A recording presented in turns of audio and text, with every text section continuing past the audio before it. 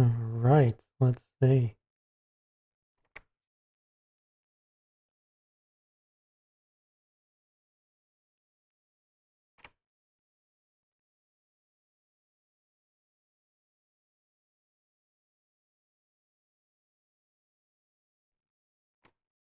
Is it going? I don't know. You gotta go click live or go live, right? On the bottom, does it say go live?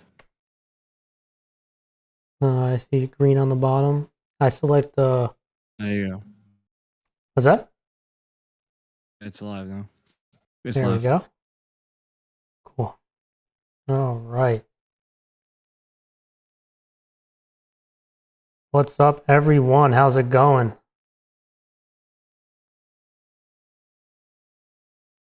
What's up, people? We are live. I appreciate everyone for tuning in. This is our week 1 preview show for Section 1 and the Hudson Valley Football League. See, people are going to start filtering in. Appreciate you guys, as always, for joining. I am your host, Frank Langella, joined by my co-host, Marsilio Langella. And Mars, it's, week 0 is always an interesting one. And I see people coming in. Benty, hey, any thoughts on Mayapack? And, we'll answer questions.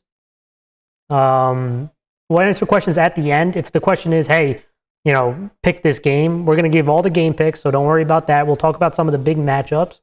And usually how we like to run the show is in the beginning, if there's any big news, and obviously as the season goes along, when we get, different standing stuff, we'll talk about that at the beginning, and then we're going to dive right into game picks. We'll dive right into game picks and then answer questions at the end, either from our Patreon members or ones that we see in the chat. So that's how it works. I mentioned it before. Mars, I didn't let you talk. We're at week 1. The season is fully underway.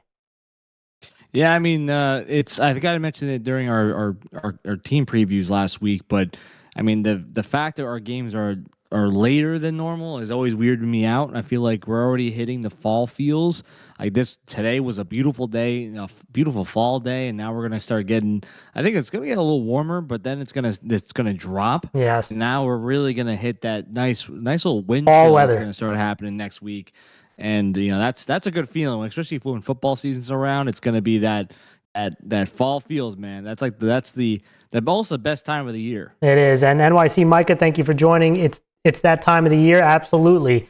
And Nut Butter, Byram Hill shirt, interesting. Well, we'll talk about why we're rocking this. This is our week 0 team of the week is Byram Hills, and Mars is rocking a Somers hat. So those are our 2 teams. We usually do, and on our Patreon, when I do my team rankings report, I also put out the team of the week. Somers is from the big schools, which is AA and A, and then BCD in the Hudson Valley Football League. Byram Hills won it for that. So that's what's there for them. And also, guys, if you haven't done so yet, make sure you hit that thumbs up and sub to the YouTube channel if you haven't done so yet. We're going to now start diving into the games. And if you miss a game, don't worry. This is going to be posted on the channel afterwards, so you're not going to miss anything. But Mars, let's start diving into it. And this week, we're going to start with AA and then go all the way down to the Hudson Valley Football League. And then next time, we're going to start at the Hudson Valley Football League and then work our way up, right? Just to be fair. So with that, let's start with the first game, and that is in AA. We got Scarsdale at Mamaroneck, and Scarsdale didn't play last week. Mars Mamaroneck is 1-0, and when we talk about this game, Scarsdale, they run that triple option offense. It's going to be really interesting to see their quarterback in Nick Ebner-Borst, who to me he rotated last year, came in this year. I talked about him on the preview show. How the quarterback play works in the Scarsdale system, they are so important. They really are the orchestrator of that, and then play action out of that. So it's going to be really interesting to see how the quarterback position, how that goes this year. But I tell you, it all starts with their fullback and Ryan Gilligan. And so him running the football, their quarterback, Mikey Vibbert is another guy at the wide receiver spot. How do they do against Mamaroneck, Mars, who they've won 3 straight versus Scarsdale. And last week they won 14-8 versus John Jay Cross River. And offensively for them, it was a little bit of a struggle. Like they couldn't get in a consistent, they couldn't get consistently moving the football and then finishing drives. And I look at what Mamaroneck has, I think, a size advantage. Scarsdale's defense was very good last year, But in this game, I am going to choose Mamaroneck. And for the reason is they got kind of that week 0 bugs out of the way. Coming into this, the offensive linemen at times were really strong, and at times there was a lot of penetration. I think they played better this time around. I think Mamaroneck is going to move the ball a little bit more efficiently. Their quarterback, Jacobson, obviously a huge part of their offense, only threw the ball 11 times, ran it 21 times. So probably see a little bit more balanced attack this time around. And defensively, stopping the option. They had 3 sacks last week. I think they do a pretty solid job of limiting Scarsdale into second, third, and long. I'm going to go with Mamaroneck, Mars, in this first game.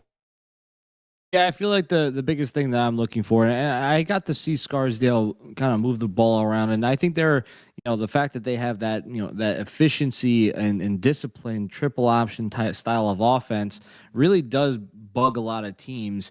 But I feel like with Mamaroneck having so many returning starters, 7 out of 11 on both offense and defense, and you have some really big boys up front with like Harlan Glassman, who obviously can do a lot of damage on both on the offense and defensive line.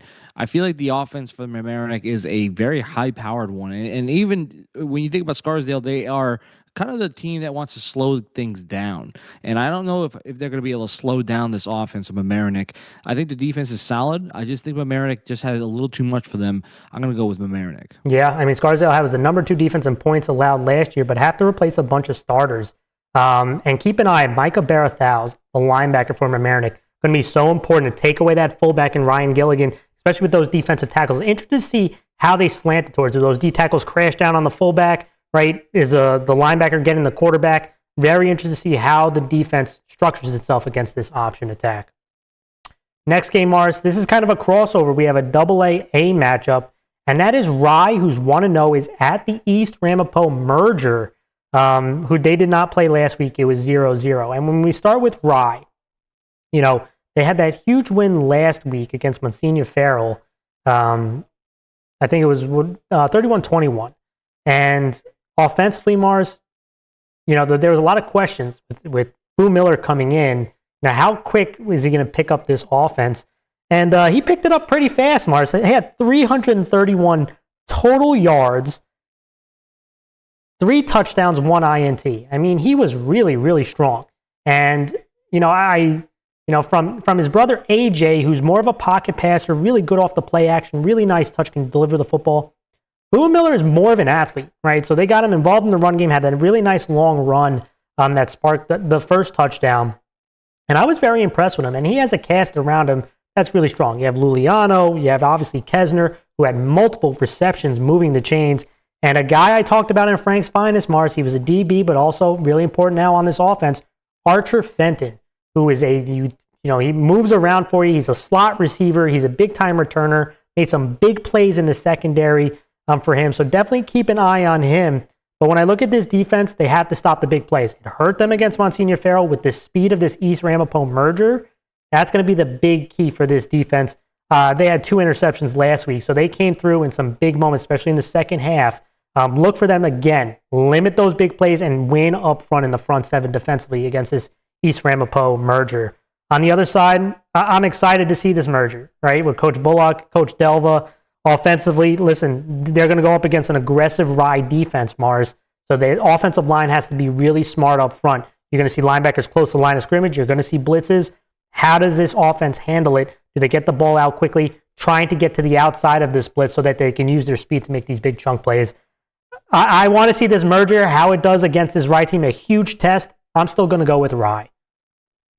Yeah, I feel like the biggest thing that Rise, I guess you would say the weakness they have is that they might overlook a lot of teams and thinking that they might just steamroll them. And I feel like they're going to overlook this merger of the Ramapo schools. And I'm excited to see what they do. I feel like they have the potential to really make some noise in AA, mainly because now you can kind of combine programs and see which best athletes you have that can just jump right in and start. And Rye definitely has momentum, right? Coming off a really big win. Miller obviously had a really good game, and they have just so many weapons with Luliano and Kessner and all these guys that can really make a lot of noise. The biggest problem they have is they might overlook them, and I feel like it could get close in the start, but then in the end they will definitely kind of get the momentum back and kind of win things at the front, and then just take over. So I feel like I'm going to go with Rye. Yeah. And again, did you see how clean that hook and ladder was? I think that's what really sparked it. They have done that now the last couple of years really smoothly. I feel like it's a requirement to be, if you're going to be wide receiver at Rye, you have to be able to execute that play, and they did it once again. Moving on to the next one, and guys, if there's any audio issues, make sure you just let us know in the chat. We'll try to fix things as best as we can, and make sure you throw your questions in the chat as well.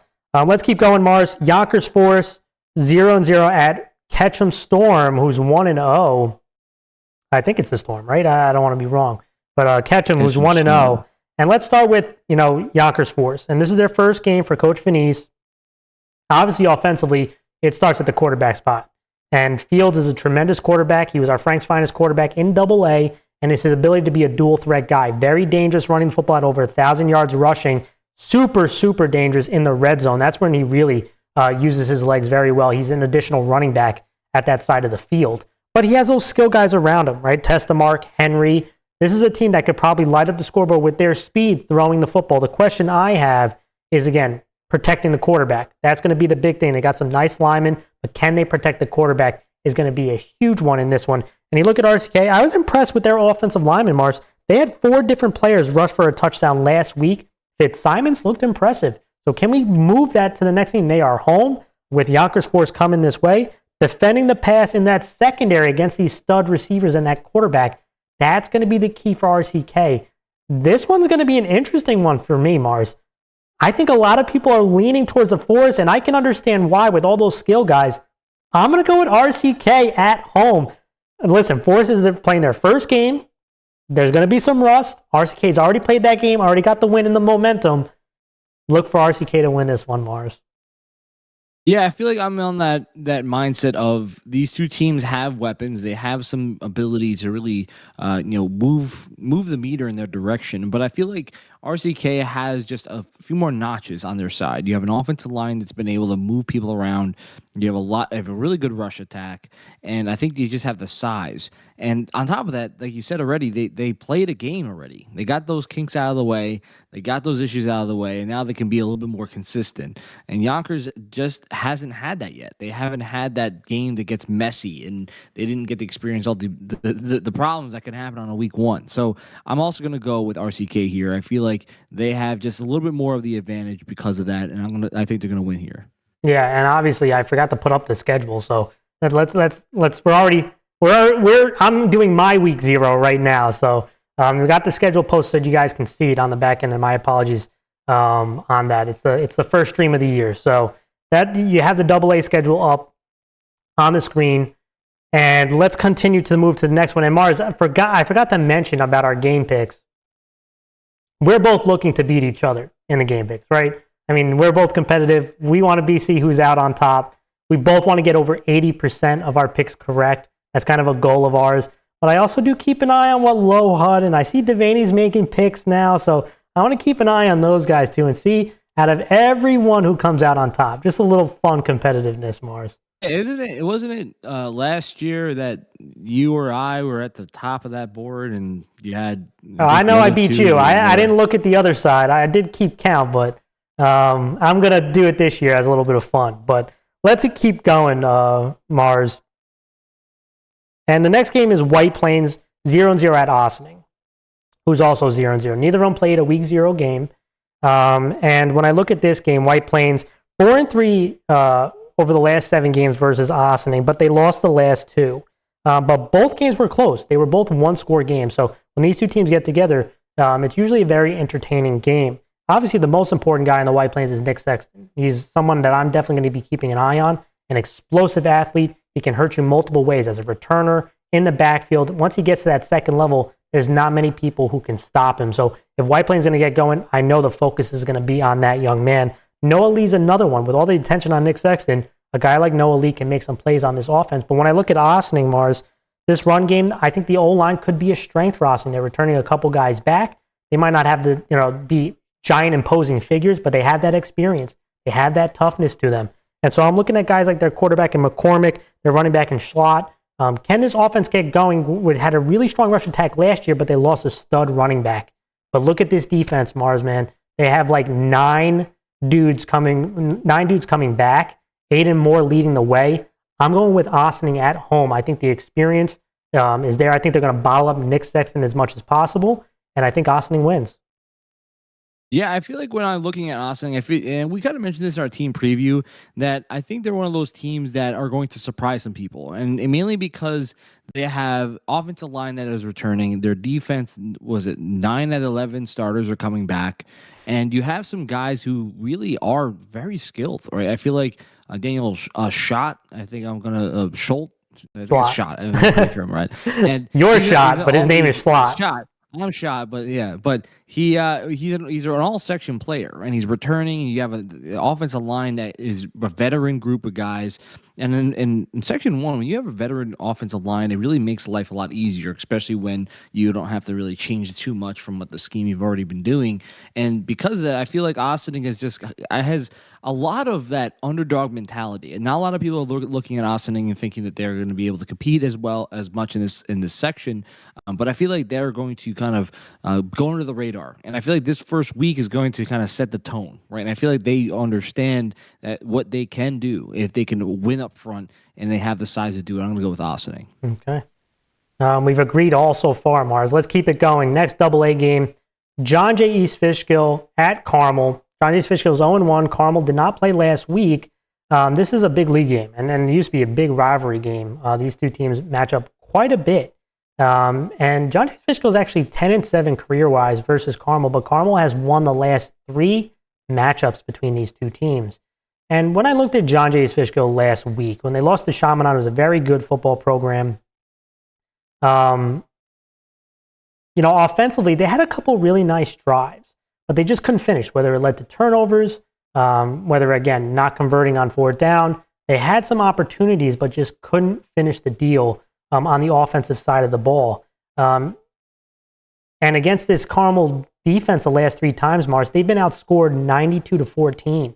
They've really struggled to put up points against a Carmel defense the last couple times that they've played them. So for me, it really starts with their running back in Cole Cogme, who's a physical, tough runner, and this offensive line who's going to be dealing with a really, I think, strong front 7 for Carmel. So interested to see how that matchup works for them. They're really going to have to get out on the edge, attack the C gaps. You can't fumble around in the backfield. You got to take one cut and go against this Carmel defense because they really try to put a lot of pressure and create a lot of penetration up front. Another thing is getting the ball out of his hands quickly, which to Angioletti, their wide receiver in the slot. He made some nice catches last week. I know they like to do a lot of rollouts, so they're going to be trying to get outside the pocket, and their quarterback's going to have to be very decisive on this. So a lot of motions, a lot of rollouts, taking some deep shots, putting some pressure on the secondary because we know Carmel likes to blitz, especially off the edge. So that's going to be a key for them. And you look at Carmel, first game for Coach Connolly, Mars, obviously offensively, it's got to be the Tristan Worley show. I want to see how this offensive line has to replace all 5 starters, but if they can get a couple guys up front to block, give the ball to W, who can wear down a team, and if he gets that second level, can hit the home run, which will open up play action for their quarterback in McGorry, throwing it to some of these newer receivers. Defensively, look for this defensive front 7. Mercer, Hibbert, Casal. The rollout game is going to be huge for East Fishkill. The screen game is going to be huge for them. But that defensive front 7 can make it really hard to run the football, putting in 2nd, 3rd, and longs. I'm going to go with Carmel, Mars. They are at home. I think they're going to have the ability to run the football reasonably well. To me, it's defensively, they're going to put a lot of pressure, I think, on East Fishkill's quarterback.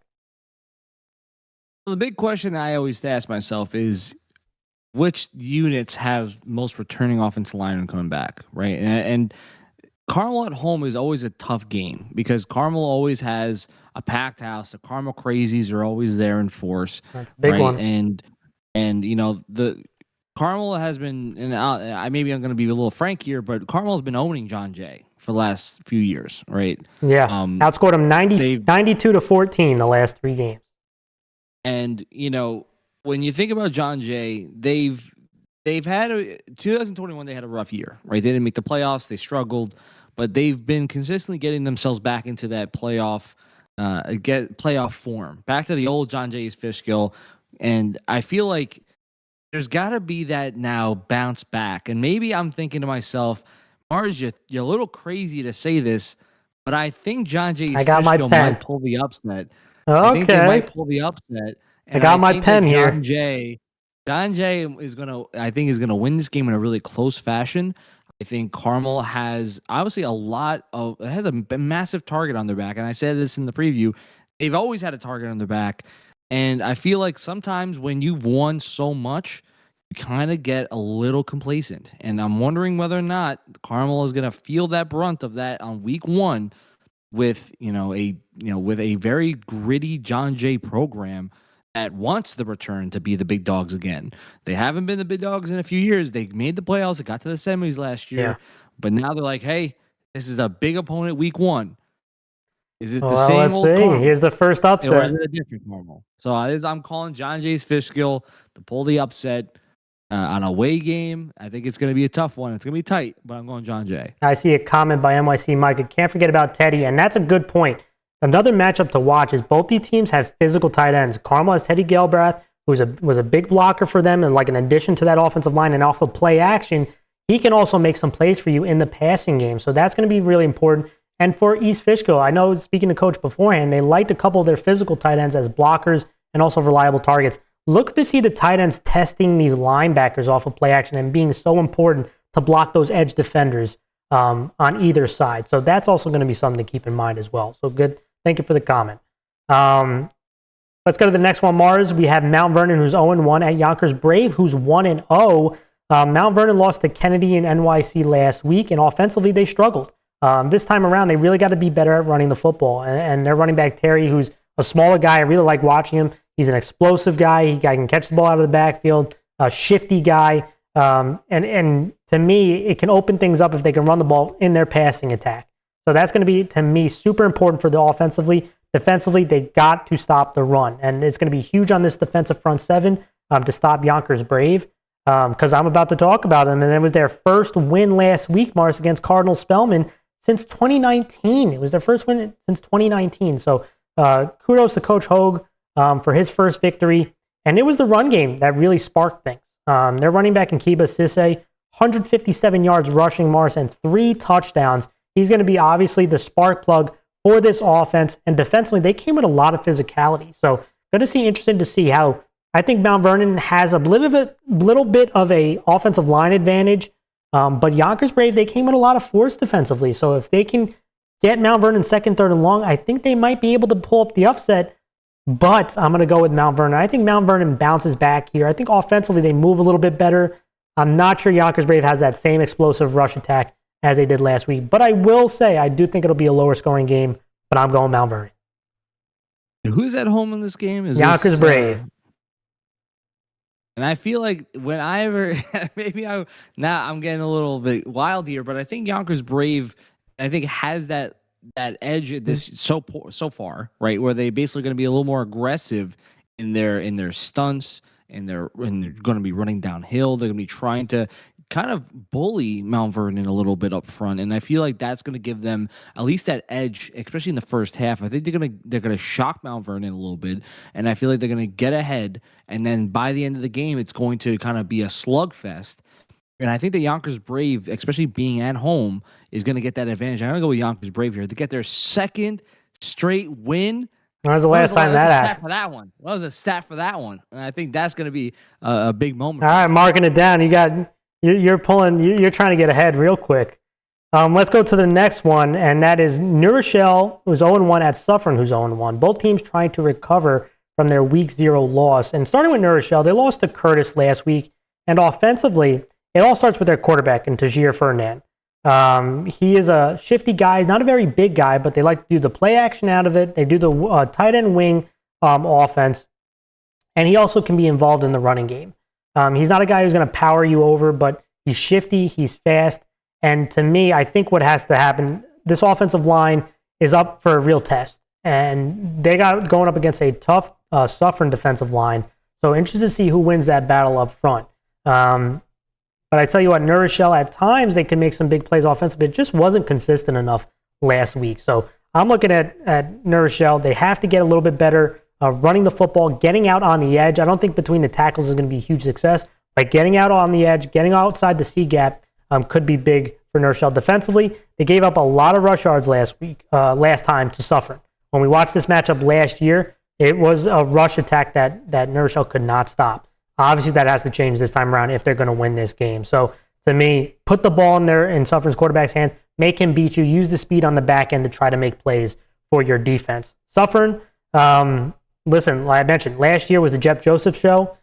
A lot of rushing yards, a lot of big-time plays. But I tell you what, Suffern has to feel pretty good. Last week, Palumbo had 3 passing touchdowns. I mean, he really did perform in the passing game. You had Mitchell, Pringle making plays for you. So those were some big moments. When the rush game, or you get down early, you have to make some plays in the passing game. Suffern did that last week. It just wasn't enough. And because this defense also has to be better. They gave up way too many big plays. I was a big fan of this defense. They forced 3 turnovers, but just too many big plays overall, too much points. They gave up 36 points last week.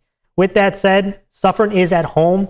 I think New Rochelle is going to play with an edge, but I'm still going to go with Suffern. I like the talent of Suffern. Offensively, they were able to throw the ball last week. So this offense could make some big plays. Defensively, they do have to be better, but I am going to go with Suffern. Yeah, I feel like Suffern has the advantage. They have a little bit more star power. I feel like they're at home. They have more returning players.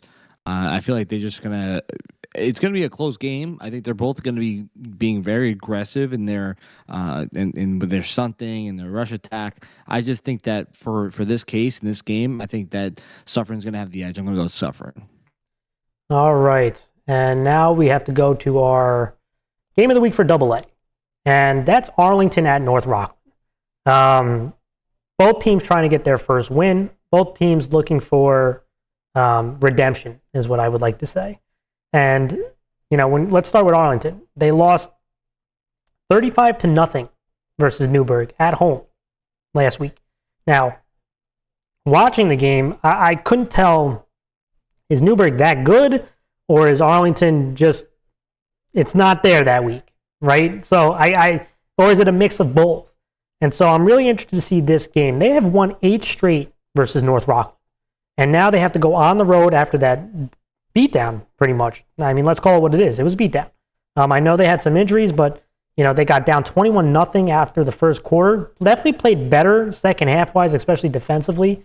But even offensively, they just couldn't get a lot of consistency. Because they got down so quickly, they had to now rely on the passing game. And their quarterback, Feldman, who was 10 of 25, getting his first, he did play a little bit last year, but getting his first real start, 102 yards, did have an INT. And the reliance was to have to throw the ball when Arlington wants to start with running the football, controlling the line of scrimmage, and then making plays in the passing game outside of that. So, to me, they got to be able to run the ball better.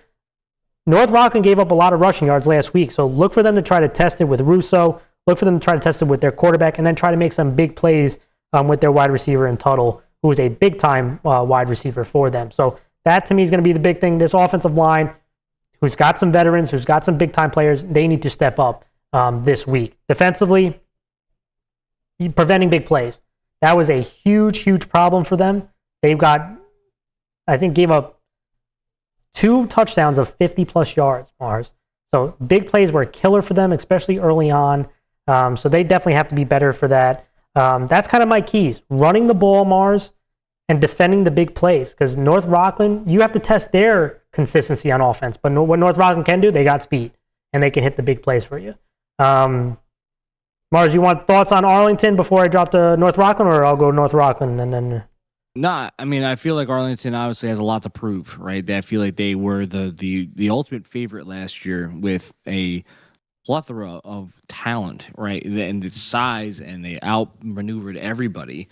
And that was something that I feel like, and this is something I've heard from a lot of people from the area, that it was a disappointing season, that it didn't culminate in that section title that they were clamoring for. And a lot of people in Section 1 were saying this is Arlington's year, right? Including us. We said, hey, they're the favorites. They can do it. And now they have to come. They had a tough loss against Newburgh, and now the question is going to be, well, you got to start out on the right note, right? You have to start on the right note in Section 1, and this is a big deal for them. Right? Yeah. I feel like no matter what, the pressure is now rising, because it's like, hey, you don't want to start. You don't want to start on a loss, but you did. But now you don't want to start at Section 1 games with a loss. So now it's like pressure, and you're away, and now it just makes it more difficult. They have talent. They have so much talent that they could do so much with. A lot of returning players, right? It's now just about putting everything together and just coming away with a win. Yeah, and I think a big thing is, again, not giving up big plays. But let's move to North Rockland, who also lost 21-14 against Monroe Woodbury, and they had a chance. I mean, they were on Monroe Woodbury's side. They fumbled the ball at the end, and that's how they lost. So that was a bit heartbreaking. And offensively, similar to what I see, it wasn't very consistent last week. Passing ball, 4 of 13, 71 yards from their quarterback in Perini. But they were able to run the ball a little bit more efficiently. Jaquan Johnson had a great game. 117 yards and 2 rushing touchdowns. I know he had the fumble at the end, but he made a big-time play for a long touchdown to really spark things. They were up 7-0 at halftime, so it wasn't defensively. They played really strong for a long period of time. They forced 2 turnovers. The big thing that they struggled with was defending the run. At one point, they had these big turnovers. They only gave up about 100 yards passing. So it was defending the run. That was the big issue for them. And when I look at the keys, Mars, offensively, they have to be more efficient in the passing game. Can they run the ball up and down on Arlington? I'm not sure, because Arlington's got some good size and some guys in the front seven who can make plays for you. But can they get out on the edge running the football? That is a big opportunity for them. Because of that speed, if they can get outside the tackle box, if they can use their motion to create some leverage, I do think that this offense can move the ball. Now, defensively, Arlington's probably going to be, hey, we need to run the football better. So this defensive front seven, there's going to be a lot of pressure on them with the size of Arlington that they can defend the run consistently. Because if they can get them in second and third and long, they probably have arguably the best secondary in 1AA, right? So if they can get them second, third and long, you can allow that secondary now to make plays on the back end, create a good opportunity for you. So those are my 2 keys for North Rockland. And the player to watch for me in this game, Tyler Prisco, linebacker from North Rockland. Last week, Mars, 14 tackles and an INT. He's going to be so important. I mentioned Arlington's going to be running the ball with Russo and probably running the ball with their quarterback. They're going to be looking to dictate things up front. That linebacker, Prisco, is going to have to be super active in this game and making huge plays so that the secondary can get that second, third, and long. This one was a tough one for me, Mars. Do you want to talk about North Rockland before we make the pick, or do you want me to pick? Oh, you can make your pick. I think North Rockland wins. I think at home, again, starting 0-2 is starting 0-2. Neither team wants to do that. But at home, Arlington is on the road. They have won 8 straight against North Rockland. At some point, North Rockland's got to beat an upper echelon team. This feels like an opportunity for it, with Arlington trying to figure things out offensively. I'm going to go with North Rockland. I mean, this is definitely a battle. I mean, I know that no one ever wants to start the season out with a really tough opponent to kind of, because that you can get caught off guard. You might make some mistakes. And both these teams obviously lost in their openers. And I feel like it's important to kind of rebound. And I feel like for Arlington, it's a tough spot because you're playing away and, the pressure's on. North Rockland, yes, you're playing at home. It gives you some of that advantage. But I feel like I'm going to go with Arlington mainly because the pressure is mounting, and they have so many returning players. 3 out of the 5 offensive line are returning. They have the ability to I'm not gonna call it run the league, but they have the ability to make a lot of noise in this league, in this section in AA. And it's really just going to be about, do they put everything together? And I feel like Arlington's going to win mainly because I feel like they're going to get a good push up front. They're going to start going back to their basics. They're not going to try to get too pretty. And I think it's going to be one of those slugfest type of games that are just, it's going to be a run heavy, one of the fastest games probably to ever exist. And I think Arlington's just going to have enough horsepower to really get the win on this one. All right. So that was AA. We're going to now move to A. And I'll post up that on the screen. So there's the A schedule. And I mean, we talked about Rye last one, so we're not going to talk about the Rye this one. We picked that game. But let's talk about the remaining A games. And the first one I want to talk about is Brewster, who's 0-1 at Lakeland, who's 0-1. And last week, Brewster lost 22-2, right? So they had a safety against a Boston Spa, or SPA. I don't know how they say it, but I apologize to the school. But nevertheless, when you watch, when you look up at Brewster and historically versus Lakeland, since 2004 or 2005, when Max Preps has been installed, the team that they've won the most against is Lakeland. They have 7 wins against Lakeland since that time, which is tied for the most against any other team. And when you look at offensively, they struggled last week. I mean, they had a difficult time running the football with consistency. And so they had to rely on their quarterback in Dillon to make a lot of plays. And what really hurt is, they still did make some big plays in the passing game, but penalties killed them. They had a huge return, called back. They had a huge pass play, called back. Penalties were devastating, had turnovers that were devastating. I feel like this is a trend that we've seen with Brewster. So again, it's a week 0. It's a lot of rust. People forget that week 0 wasn't really a thing. It usually was a scrimmage week, right? So there's a lot of kinks that have to get worked out. But that's the part that's probably really frustrating because Brewster was in this for a long time last week. And this time around versus Lakeland, they gave up a lot of rushing yards. Can Brewster prove that they can run the ball with efficiency? That's going to be a key for me. Defensively, I thought they were pretty strong. They were a bend but don't break defense. This is a team that's got some good size up front. They also have to defend against a really solid running back. Now, what hurt Brewster, watching them defensively, they got outflanked at times, outside the C gap, towards the sideline. They have to make sure they line up correctly, make sure that they don't give up leverage. And so I'm interested to see this Brewster defense, who really did, play pretty strong. So I think the defense is going to keep them in it. Offensively, can they be consistent? They got the skilled receivers around. Can they be consistent, limit the penalties? For Lakeland, they lost to Clarkstown South 35-10. They've lost 6 straight to Brewster. But I tell you what, their running back, Policastro, he was very impressive against a pretty good Clarkstown South roster. 122 yards rushing. I thought the offensive line was able to move some bodies, give them some space. And that's going to be another one. They're up against another big front. But I do think this Lakeland offensive line, I thought they were impressive. So can they pass the ball with consistency? That's going to be that. I know Coach Schilling likes to throw the ball. They're still figuring out their quarterback spot. Defensively, how they play coverage against these wide receivers is going to be key. Right? Can they stay in front of these guys? Can they limit the big pass plays and try to generate some pressure on quarterback Dillon? This is another interesting one to me, but I'm going to go with the road team. I do think Brewster continues its kind of win streak versus Lakeland, but I think this is going to be a close game. I'm going to go with Brewster. You said Brewster is the away team here, right? Yeah, it's Brewster at Lakeland.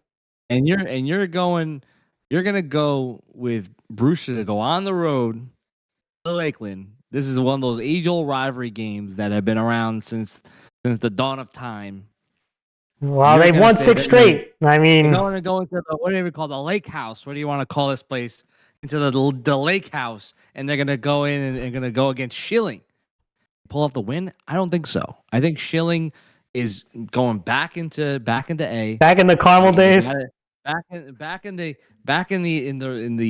pit, right into A, and now they have to kind of show that they belong and show that they need to win, right? They need to get this dub against Brewster, and I feel like it's because they have their offensive line is going to open up holes, like you said. The offensive passing game is going to start to really develop. It's going to get a lot more smoother. We saw that the offense could have done. Right. And against, like you said, they had a good showing last week, and I feel like Brewster is, they still have a lot to prove, in my opinion. They still have a lot to prove, and Lakeland, so is Lakeland, but they're a home team, right? And they're gonna have that momentum on their back. All the fans are going crazy, whatever the Lakeland crazies, whatever you want to call them, right? They're gonna go nuts. They're gonna be excited in the lake pit, in the lake house, and I think Lakeland's gonna pull off the win here. All right, let's go to the next one, and that is Fox Lane, who's 0-0, at Mahopac, who's 1-0. Fox Lane did not play last week, obviously. Mahopac won 17-7 versus Averill Park. And I'm going to start with Fox Lane. And against Mahopac, if you watch them against Averill Park, Mahopac has, I think, a size and strength advantage up front. I think there's no question about that. So I think running the football is not going to be too easy. Now, they do have a very good running back, Fox Lane, and Connors, who is a shifty back. They run a lot of zone stuff with him. I think, again, stretching the defense horizontally and allowing him to choose a lane, but you can't tiptoe around it because there's not going to be a lot of lanes for long. So he's got to be very decisive running the football here. Where I think they got to do attack is in the passing game. They have a 3-year returning starter in Cernick and a couple wide receivers in Rudolph and Momola, who are big-time receivers for them. And they're going to have to create some big plays down the field, intermediate, plays to soften this defense up that could generate a lot of pressure on their quarterback, could make it tough stopping the run.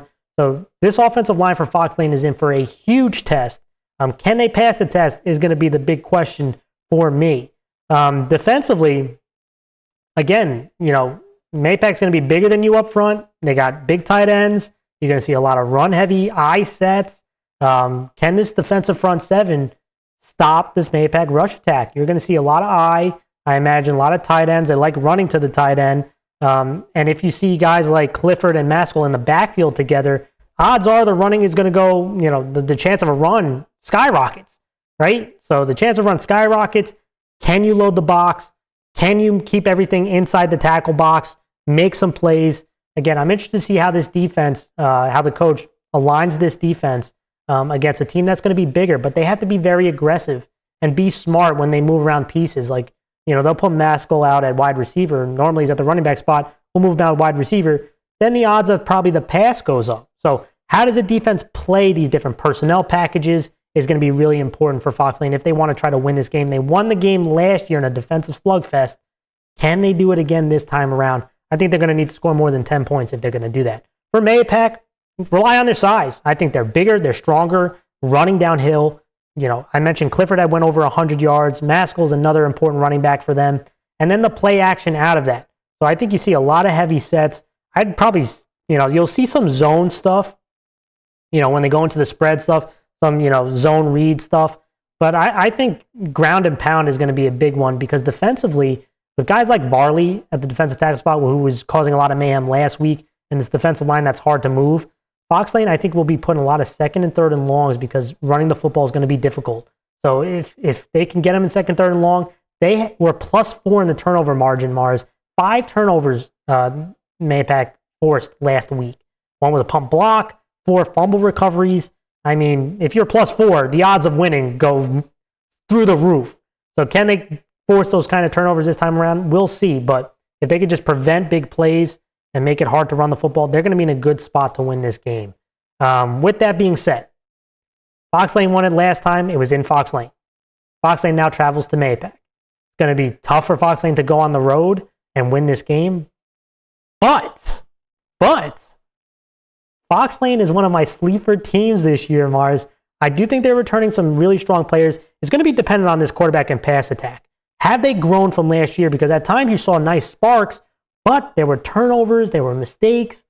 Have they grown this time around? I think they have. I'm going with the upset here. I'm going to say Fox Lane on the road. I don't think many people think this is going to happen, but I'm going to say it's Fox Lane. The interesting thing about this, and I feel like I've been like, I feel like I've been foreseeing the future. Okay, when you're playing in a team that predominantly usually does very well at home, it's really difficult to really get the momentum, especially when you're playing a Mayapack team that had done so well in the turnover margins. I was really surprised that they didn't win by more, right? Based on how many 4 turnovers at least, and that's. When that's the case, usually the score is by like dropping 40, or you know what I mean? Like, so it's just turnover battles. Mayapack had one last week, and the question is going to be about, how are they going to handle this Fox Lane scrappy team that not a lot of people except for Frank are looking at and saying, hey, they could be a sleeper team. I don't think Lowhut even knows where Fox Lane is. Right? I feel like that's where it feels like no one's talking come about on now. Right? I think. And I know that Fox Lane has the ability to be a really good, solid team this year, right? Because they have talent. They have that scrappiness. And they showed that last year with that upset win against Mayapack. And I feel like Mayapack's looking for revenge. I feel like when I was looking at some of the media day, Mayapack, a lot of guys are saying, hey, I'm looking forward to Fox Lane. Or that's not, they didn't say that. Don't lie. I'm hearing this stuff that's going around over there. And I feel like from us being former Mayapack players, we know the difficulty of a former team arriving into Mayapack and winning at a Mayapack field, right? And it's going to be rowdy. Fireworks are going to go off. You got all the Mayapack maniacs are going to go nuts. And I already know that Mayapack's going to have a boost of momentum, right, instantly. And I feel like because of that, Mayapack's going to have a win because of the size, because of the momentum, and I think the simplicity of the offense being a downhill I formation. We're going to run as much as possible, and the size is just going to have the advantage. I'm going to go with Mayapack here. Let's go to another one. Probably one of the most interesting matchups, in my opinion, and that's Clarkstown South, who's 1-0, at Harrison, who's 0-1. And last week, Clarkstown South won versus Lakeland pretty decisively, and Harrison lost versus Yorktown in one of the more surprising games for me. But let's start with Clarkstown South. We know they were returning a lot of guys, and up front, I thought they were really solid. Their quarterback, Thomas Ryan, although the pass attack was relatively new, less than 50% completion, definitely can be better. He was 8 of 18 for a touchdown. Tito was the one receiving it. He's a big receiver for them. But running the ball, they ran the ball very well. You had Van Eaton had over 100 yards. Mason Reddy had 94 yards. They had 4 rushing touchdowns. The offensive line and the rush attack were pretty darn stout. And unfortunately, again, Harrison, although I'll get to them in a minute, against the run, I thought they were pretty solid defensively. So I don't think running the ball is going to be a slugfest.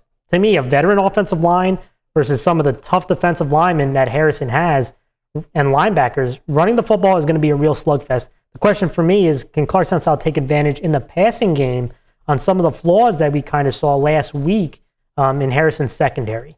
And that's going to be a big question. They have the receivers, I think, to do it, and guys like Tito, who are tough to stop. May not blow you away when on 40, but he's a big target that's hard to play, man coverage on because he's got a large catch radius. Defensively, if they can stop the run and force Harrison into second and third and long, I think this defense, could put its team in a lot of good shape. Sparing is a guy to keep an eye on because Harrison likes to run the football. It's a huge part of their offense at that linebacker spot. Super active last week. Look for him to be very active this time around. Now to Harrison, who is one of my favorites of the class. I've talked about it in team preview. Offensively was a struggle, without question. It was a big-time struggle. I know they were missing Lanza, who is a big-time player for them on both sides of the football. He does change the identity when he doesn't play. I don't know his status. We don't get injury reports from the teams, so I have no idea what his status is. But I'm going to call out a group already. It's week 1, and I'm already calling people out. The offensive line of Harrison, who I also gave props before the season, but they could not run the ball. And it's not pointing anyone out in specifically, but as a group, I think they need to play better as a group. They need to open things up a little bit more, right? They have some talented guys, Damaj, Haynes, some of the new faces up on that offensive line. It's going to be important because they're up against a Clarkstown South defense who did give up over 100 yards rushing last week, but they're very active, and they got to play better because Harrison thrives of running the football first, throwing it out of it. They have a young quarterback in Badner who, again, he's trying to get accustomed to the offense. There were some struggles, but you got Krupe in the backfield who can make plays for you, and when Lanza plays, you can now move Krupe as a wide receiver, makes this offense more dynamic. But if you don't have Lanza, you got to open things up front, create some running lanes. Defensively, in the secondary, they gave up way too many big pass plays. They were playing, it's similar. It's funny because last year, Harrison, when they played Mapac early in the season, it felt similar. They were a little lax, gave up big pass plays, and then since then, defense was rocking. I'm expecting to see something similar this time around. I called out Harrison's offensive line. Clarkstown South's coming in hot. Harrison at home. I'm going to take Harrison. I think they get back on track. I think they have veterans out there. Veteran studs. Young guys have to fill in those roles. There's not a lot of depth, but Harrison's got experience. Harrison has some of the, I think, best players in the class. I think they rebound here. I'm going to go with Harrison in a close game versus a tough Clarkstown South team. Here's the thing. So Harrison starts out the season against obviously a crossover game against one of the top, based on what we saw, one of the top 8 teams so far. Okay, and that's a tough start. And then you go against South, a divisional opponent that is also looking pretty damn stout. And so now, from a Harrison's perspective, and I think you're right, it's good to call them out and say, well, what are you going to do? You're gonna have a tough schedule the entire year, and you didn't really show. The offensive line did not show up as well as they should have, clearly. And now the question is, are you one of those teams that are gonna get left behind in this A? You remember preseason rankings? We talked about they were 3. They were on my list. Yes, they were. Yeah. Are you third or are you not? right? And that's going to be the question of, are you going to show up and show everybody that you deserve to not just be a top-rated team in A, or are you just kind of one of those teams that gets overhyped, right? And so I think Harrison needs to meet that challenge, and South needs to set themselves up. They were one of the youngest teams last year. Everyone's returning back. Now they got a lot to prove, right? Obviously, the year before last year they struggled. Yeah. They struggled big time, and now it's like, well, is this the team that's going to be the team to beat? And I think Harrison's going to get a little bit of a bounce back. Harrison usually starts the season slow and then ends the year on a strong note. Well, not last year, right? They beat Rye out of the game, and then it got pulled back versus Mayapack, right, where the secondary was a little lax. So which Harrison are we going to see is the question. But you know my criteria. You're playing at home. I don't know whether the Husky home, or I'm making up all these names, all these fields that they're playing on. I feel like Harrison needs to have this win to give them a little bit of a kind of a breather and say, okay, yes, we had a rough game, but we are here. We're still a top-rated team in our division. I think Harrison's going to pull it off. They're the home team. They have a little bit of momentum. They're at home. I feel like they got all the kinks out week one. I think they have to. Their offensive line cannot play worse. That's a really tough thing to do. So I feel like they're going to pick it up. The Hogs are going to pick them up, and they're going to move them forward. I think Harrison's going to win here. Yeah. We shall see. I see Jesse Pinkman, Fox Lane K. Again, guys, if you know the state, let us know the stadium names, because I'm tired of hearing Mars' terrible nicknames for them. So let us know what they're pretty good. Let us know what the stadiums and the fans are called, because good one to use. I can't hear any of these anymore. Let's go to the next one. Nyack 0-1 at Eastchester, who's 1-0. Another interesting matchup to me. Nyack, they lost 13-2 versus Kingston last week. Offensively was a struggle, and they got some talented guys as their starters, starting with their running back. They got to run the ball better. They have to run the ball. I think they're going to have a size advantage against Eastchester, who's a scrappy team. They're not overly huge, so they got to try to run the football downhill. If they try to go east and west, could run into some issue. I know they have a lot of speed, but they really want to attack one cut and go, and the play action pass out of it. So interested to see how Nyack attacks Eastchester. I think it has to start with the run game, muscle them down, get into some favorable downs in second, third, and down, and then take some shots down the field in the pass attack. Defensively, listen, they got a lot of speed. They could fly to the football. Defensively, I thought they were pretty solid. But again, it has to bring it back again this time around. They have a lot of speed there. Keep plays inside the tackle box. Use your speed to your advantage. And when Eastchester, listen, they had a scrappy win last week, Mars, but the concern for me is injuries. They are already missing starters in week 0. I saw Provenzale, who's one of their big-time players, leave the field. Don't know his status. Eastchester was really scrappy.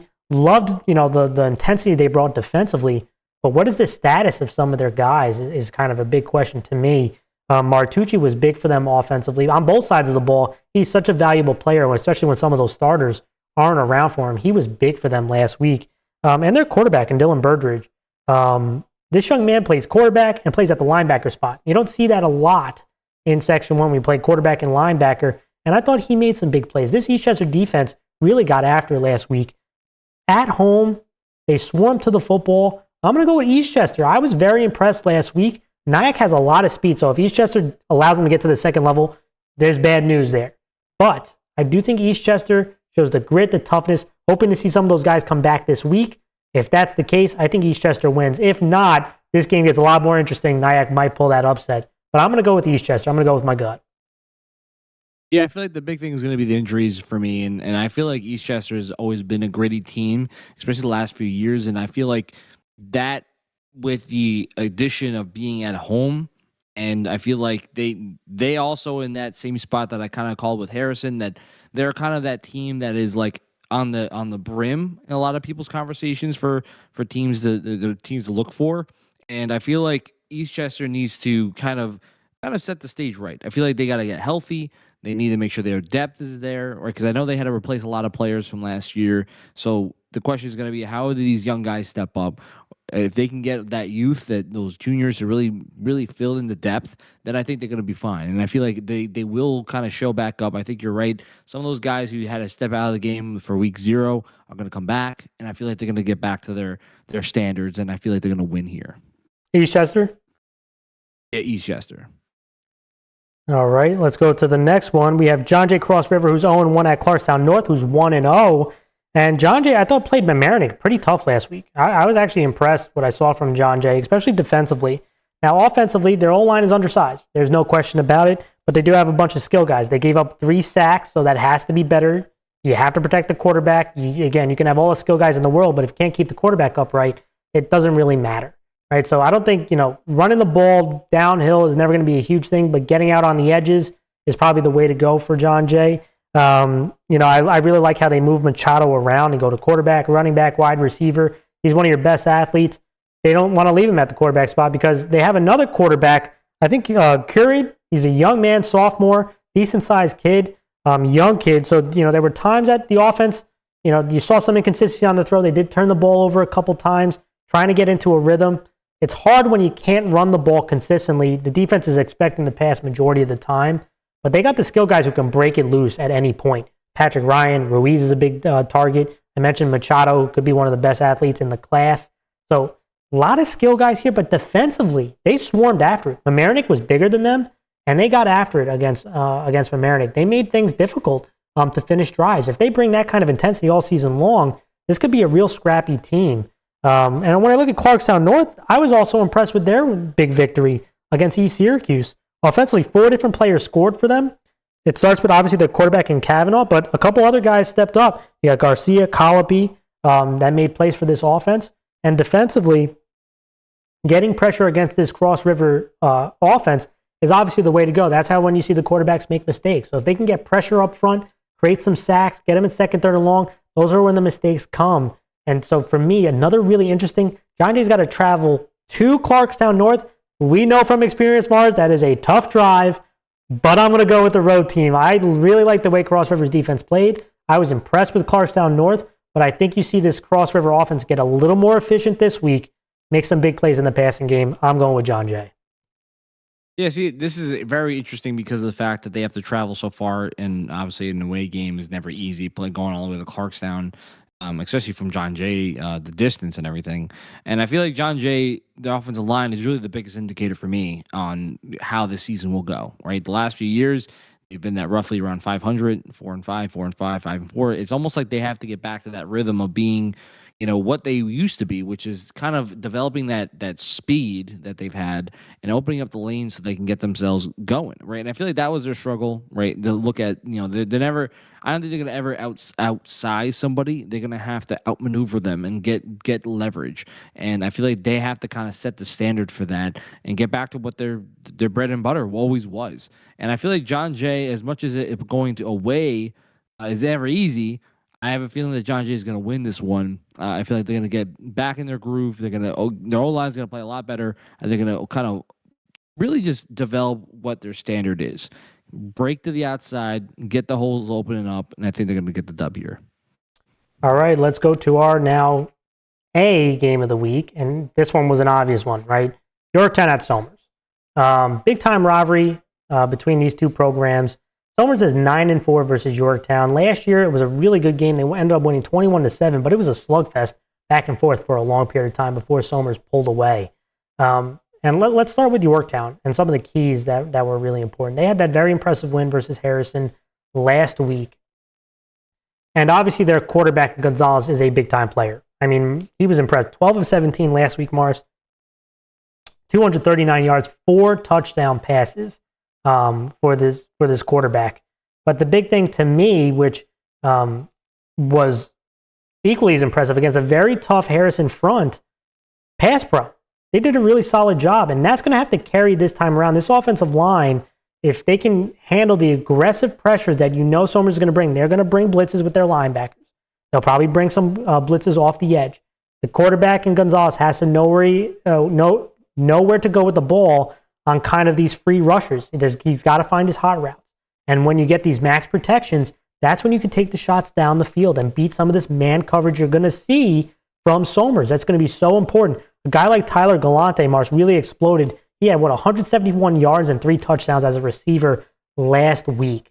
So he really exploded. He became a big-time target for them. Him man-to-man coverage is tough to do. So Somers likes to bring that pressure. If they can only bring pressure with 4, Yorktown's going to be in trouble. Now, running the ball, I mean, they got guys like Hunter and Bowen, but I think running the ball against Somers' front 7 has always been difficult. Now, can Yorktown do it with this kind of veteran offensive line? That's going to be the huge test here. That's one of my big keys. Pass pro is going to be so important. We know Yorktown wants to throw the ball with their quarterback. Can they give him the protection? Defensively, my second thing, stopping the run. Now, last year, they did it for a period of time. Yorktown also is not huge up front. They like to bring a lot of linebacker stunts. They like to play some games with you up front. Can they stop the run against Somers? They lost that battle last year, which is why they lost. Right? When Somers got into tight formations, running downhill, that's what wore down Yorktown. I'm imagining we're going to see something similar. Right? Guys like Rocco Laurie, who was very disruptive. Ryan Schluter, Can they make plays in the front? And can these linebackers and Hunter and Bowen make plays again at that second level? Because if they can stop the run, get in second, third, and long, now you can kind of do some coverages to guys like Palazzolo. That's going to be key for Yorktown, in my opinion. Again, interested to see how they do it. They like to bring pressures. They're going to be in man coverage at times. They got to get home when they do that, because man coverage against the guy I'm about to talk about is pretty crazy. Mars, thoughts on Yorktown before I move to Somers? I mean, Caden Gonzalez is definitely the guy to look out for, in my opinion. I mean, he played an amazing game last week. He was honestly took a lot of people by surprise. I mean, everyone knew that he was a Frank's finest for us, but I mean, the fact that he was a record breaker, and he came out. There was no rust. Let's just say that there was no rust. Yeah, there was no week one. Like you said, rust at all. He kind of felt like he just continued like he was from last season, and I feel like that's where a lot of people are need to remember that if he plays well, if he's continuing this, then I feel like the offense just becomes expanded and a lot more fluid, right? So I feel like that's the thing I'm looking for Yorktown. For Somers, I mean, they had that huge win against Ramapo, New Jersey last week. Offensively, they came out like gangbusters. I mean, another big question was Iglesias coming in at the quarterback spot. How would this Somers offense look? Well, Mars, he completed his first 7 passes of the game. So right out of the gate, it was like, okay, no problems here. He ended up having over 300 yards of total offense and 4 touchdowns. He was sensational, especially in the first half. Now, things got a little slow in the second half. There were some mistakes. But I tell you what, I was supremely impressed with him at the quarterback spot. And he's a guy who's, again, super athletic, but the accuracy, his ability to throw the ball down the field, to me, was something that surprised me this early. So that opens up this offense. If he plays like that, it's tough to defend them. And obviously, you have kind of the other big boys here, and Kelly running the football at 96 yards rushing. Last season, they went into a bunch of heavy formations and ran downhill, so that when you get these condensed formations, it's tough to play these stunt games. Like, as a linebacker coming, you kind of have to show it, right? It's hard to do kind of the zombie stuff, because when you condense them, the defense has to show their hand at some point, right? So you can just run right at them. And I expect to see them do that with their running back in Kelly, do that with their quarterback with Iglesias, and then expose. If they go man coverage with Palazzolo, who had over 170 yards receiving, that guy can't. It's really difficult to play him man-to-man. So that, to me, is the key offensively. Condense the formations, run downhill with your quarterback and your running back, get that man coverage with Palazzolo, and take advantage. Another guy to keep an eye on, Jackson Whippy, was another target, at the wide receiver spot. Defensively, creating pressure, right? When you have a stud quarterback, the best thing you can do is get pressure on him, force him into mistakes, get some sacks, and try to play. At times, I think they could play some press on these receivers. You got to be careful with Tyler Galante, though, because he's very explosive. Pick. Mars, this is a big rivalry. I'm going to tell you my player after you make your pick to watch. I'm going to go with Somers. Somers at home. Always tough to play Somers anywhere, but especially at home. I just don't know if Yorktown defensively can stop the run consistently enough to get him in second and third and long. Gonzalez was great. Can he repeat that this time around? He'll make some big plays, but I don't think they can match the offense of Somers at this point. I'm going with Somers. Yeah, I feel like going into Somers and trying to pull off a win, especially after that, really, really big win that Somers had previously, is going to be really tough. And like you said, Somers always has that size advantage. They always have the downhill runners. They have a lot of skill positions. And Yorktown had such a great game last week. They felt like nothing can go wrong. I just think that the biggest difference between a Harrison team and Somers is I feel like the Somers size is going to be bigger, and they have a lot more depth because there are a lot more kids that are going to be rotating in, and that the energy they're going to have the entirety of the game may not be enough for Yorktown to slow down, right? And I think that's kind of the same way I'm going to think for this.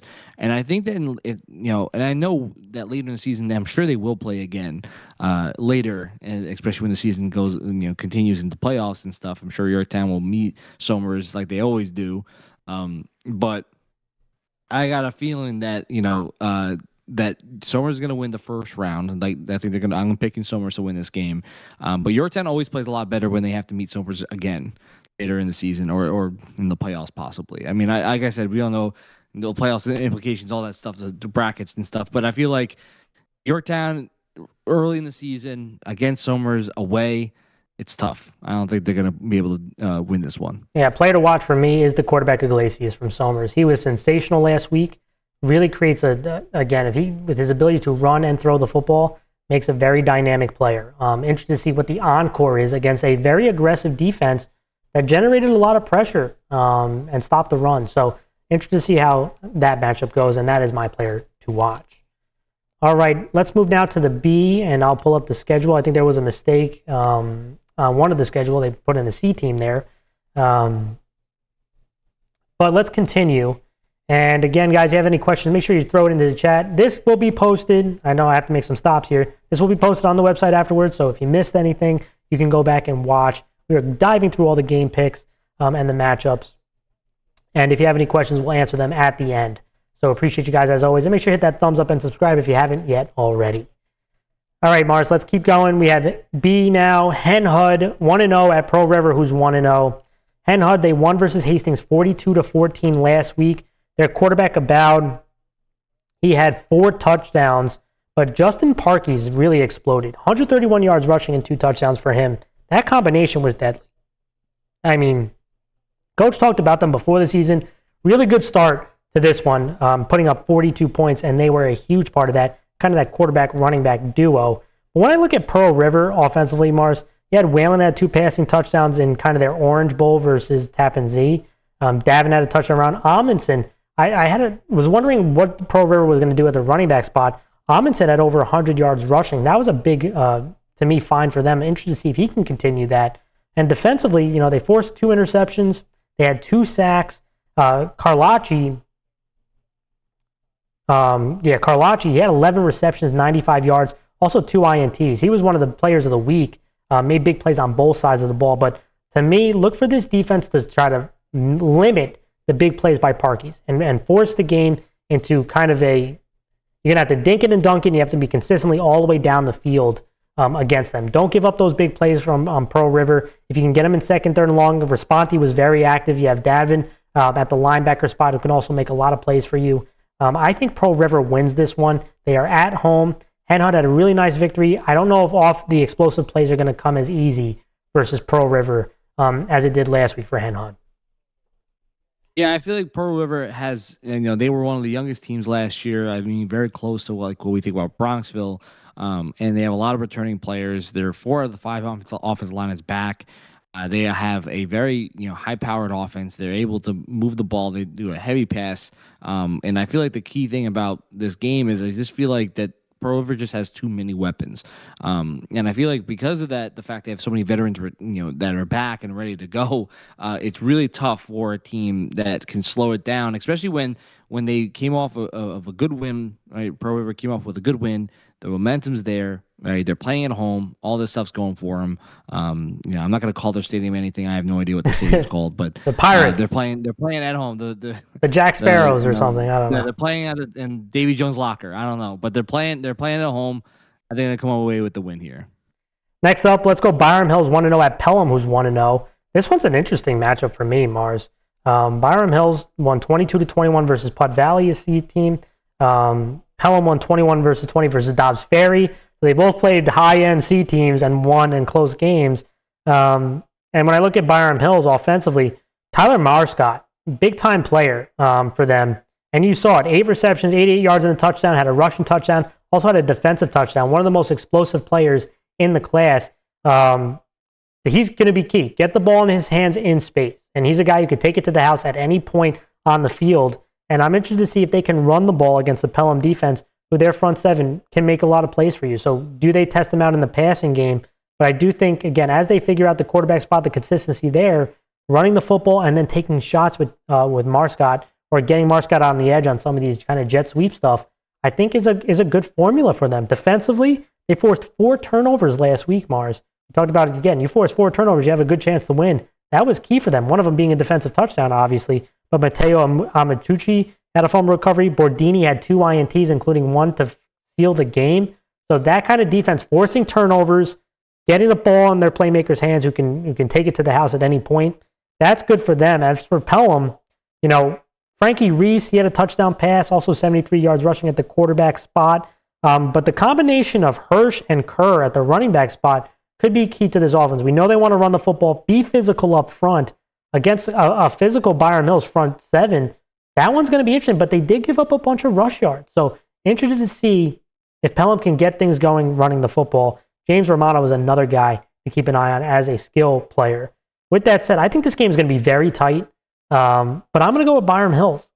Again, I think when teams are extremely tight, I want to choose the best player. I know it's on the road. I think Tyler Marscott is that, and so I'm going to go with Byram Hills. See, I'm kind of in that in between on this one because they're so close, and I feel like they both have, returning players. They both have some momentum, obviously after a win, and they both played pretty good games, right? And I feel like most often I would usually pick the team that's home in this scenario, but I feel like Byram Hills just has too many veteran guys in their squad. I feel like they have multiple momentum because now it's like I said this previously. When you have a lot of veteran guys returning, there's a lot less you need to learn, especially after that week 1, and it just feels like you're just going to continually grow, especially early on. Usually most times veteran teams start out the season very well because of the fact that they really are just keeping that momentum from last year, and they don't really have to learn much new things. So I feel like Byram Hills had a great game last week. I feel like they're going to go on the road and they're going to win here. I think I'm going to go Byram Hills. All right, let's go to the next one. Briarcliff Hamilton football program, who's 0-1, is at Edgemont, who is also 0-1. Both teams trying to get their first victory in. Briarcliff Hamilton football program, they had a tough loss. Really close game. They lost 24-21 to Highland. Their quarterback, Kyle Vincent, he had a solid game. 14 of 19, 232 yards and a touchdown. Very efficient, which to me, that was pretty impressive out of a week 0 game. And he wasn't alone. I mean, he threw the ball to Bursch, Murray, Sadaka. He showed a couple guys can make some big plays for him. And John Solari running the football also had 2 touchdowns. Question to me against Edgemont, who likes to bring a lot of pressure, is a team, again, who likes to stunt. They'll go into man coverage. How do you handle that pressure? Getting the ball out of your hands quickly, knowing where to go with the football. Don't hold on to the ball and make a big-time mistake. That's going to be the Edgemont defense forced a couple turnovers last week because of quarterback trying to force the ball in there with pressure. So interested to see if how Kyle Vincent does in the quarterback and the offense of Briarcliff Hamilton. As for Edgemont, their offense struggled. Again, they had 140 total yards of offense last week. Obviously, it has to be better. So they got to figure things out offensively, be a little bit more consistently. Defensively, like I mentioned, they like to blitz a lot. They forced multiple INTs. But they gave up, I think, over 200 yards rushing last week. So I know that Briarcliff Hamilton was throwing the ball around. Do they try to expose them running the ball? So interesting. I know they're going to stun. This one was another tough one, but I'm going to go with Briarcliff Hamilton football program. I like the efficiency on the offensive side that they showed last week. Defensively, as Edgemont tries to figure things out, the quarterback spot, running the football, I think they're going to have the upper hand here. I'm going with Briarcliff Hamilton. I think I'm going to agree with you. I think Briarcliff Hamilton football team is going to have a little bit more of an advantage. Like you said, I feel like there's a little bit more growing pains with Edgemont. They still have to kind of figure out their defense. They got to figure out how to move the ball a little bit more. Briarcliff, I feel like, is going to have that momentum that they'll end up kind of bouncing back. It's going to be a challenge going away. But I feel like because of the fact that I just feel like they just have a little bit more in the tank when it comes to returning players, some veterans, and I feel like their skill players are going to be stepping up big time. It's going to really depend on their young players to really show out here. So I'm going to go Briarcliff Hamilton. Next up, we got Westlake 0-0 at Ardsley, who's 0-0. Neither of these teams played a week 0 game. Very interesting matchup. And we look at Westlake, they're back in B. Coach Castellano had a long history here. Westlake's won a lot of games in B. They return here after a couple years into C, but they have to replace 10 starters on offense. So a lot of new faces, got to make some big plays offensively. Look to them to rely on their defense to start off. They had a tough defense last year. They are bringing back some guys. So you got Mealy, Piazza, Zino, Lazzetto. Some big playmakers are going to play on both sides of the ball, but look for this defense to be ahead of the offense a little bit as they figure things out on that side. And they're going to have to stop the run. That's going to be so important in this one because Ardsley, as they figure out their young quarterback gets accustomed to the offense, they're going to have to rely on the run game and Dulcine, who's a big back. Once he gets to that second level, he's kind of a track star. It's hard to stop him. So look for them to rely on. They have returning a couple offensive linemen. Rely on that rush attack. Defensively, keep an eye on guys like Speckman, Fiore. While this Westlake offense is trying to figure things out, running the football, if they can get them in second, third, and long, get Westlake uncomfortable, I think this is going to be a game where there's a lot of running. It's going to be a short game, probably a defensive game, but I'm going to go with Ardsley. Yeah, I feel like this is a tough one. I'm like debating between both these teams because they have always been prominent in both their classes, whether it was Westlake in C or Ardsley in B. I feel like they've always been competitive. I think the biggest problem the flaw or issue I see here is that Westlake has lost so many of its starters that they have to kind of fill into these spots and kind of come away with their own their new identity or their new way of how they're going to go about this. We haven't really gotten to see them in a obviously a live game yet, and neither Ardsley either. But the idea is, I feel like Ardsley has less that they have to fill in, and they have more veterans that are returning that have played substantial downs, and I feel like because of that, and they're at home, I'm gonna go with Ardsley here. Let's go next. Sleepy Hollow 0-0 at Nanuet, who's 0-0. Both these teams trying to get their first win. And let's start with Sleepy Hollow. And the number one guy who stands out to me is Braden Richardson.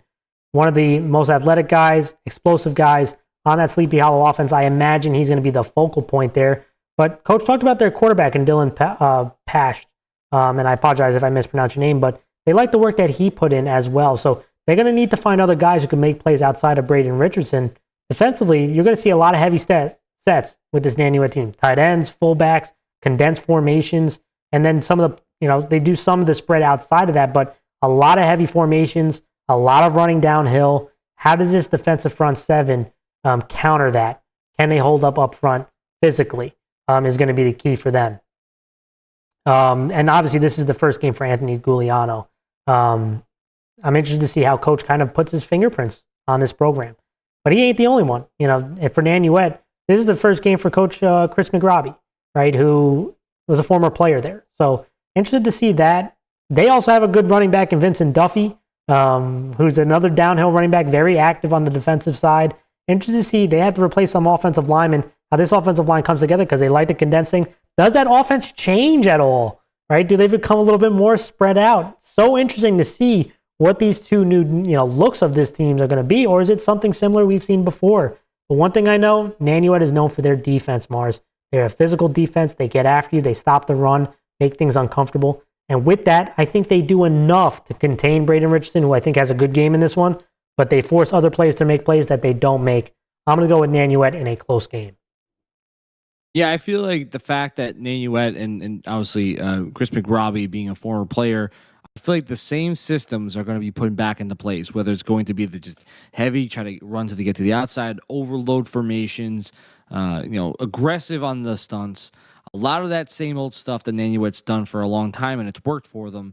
And I feel like when you are both teams have a brand new coach, right? And there's always a lot of excitement and you get to step into a new program, see how these coaches kind of handle these tough situations. And I feel like the biggest difference right off the bat is that one team in Nanuet has a lot more simplified schemes where it's just be aggressive. That's always been like the mantra for Nanuet. In Sleepy, I haven't seen enough to know exactly what this new system is going to look like. And I think up front, it's really going to matter the most, right? And I feel like that's the biggest indicator for me. Will Sleepy Hollow's defense be able to kind of match these overload type of formations? And if they do, then it'll be a lot closer. But if they don't, Nanuet's going to kind of own the time of possession. And I feel like that's going to be something that helps them in their benefit, especially early on in the season. And for that reason, I'm going to go with Nanuet. Next up, Croton Harmon 0-0 at Rhinebeck, who's 0-1. And I'm going to start with Croton Harmon. Again, they have a young quarterback, but a couple of linemen are back. And I think, again, going to have to rely on this run game to open things up for their young quarterback.